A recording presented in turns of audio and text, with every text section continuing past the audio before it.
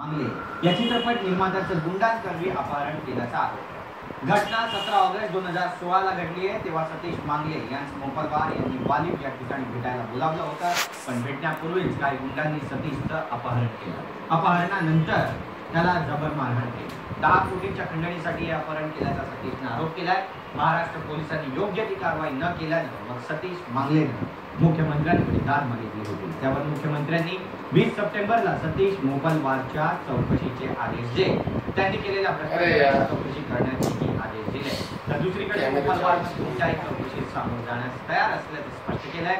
या घटनेची तक्रार वालूर पोलीस स्टेशनमध्ये दाखल आहे, तर पीडितांनी पोलीस संरक्षणाची मागणी केली आहे। आता यावर पोलीस काय कारवाई करणार याकडे सगळ्यांचं लक्ष लागलं आहे।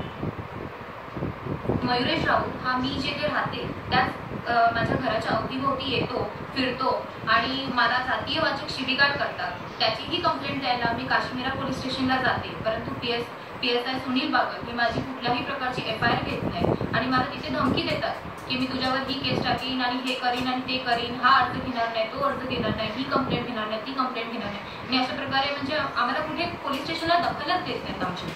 म्हणजे कसं आहे की ज्या वेळी झालेली घटना आहे त्यावेळी मी त्यावेळी मी बोललेलो आहे, तर त्यावेळी मी माझ्या घरचे पाठपुरावा करत होते।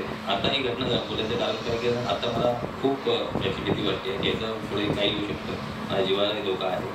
आणि याचं असं आहे की याच्यामध्ये सर्व यंत्रणा म्हणजे पोलिसांपासून सगळ्या गोष्टी त्यांनी पूर्णपणे मॅनेज केलेल्या आहेत आणि याच्यामध्ये मला जीवाला खूप धोका आहे।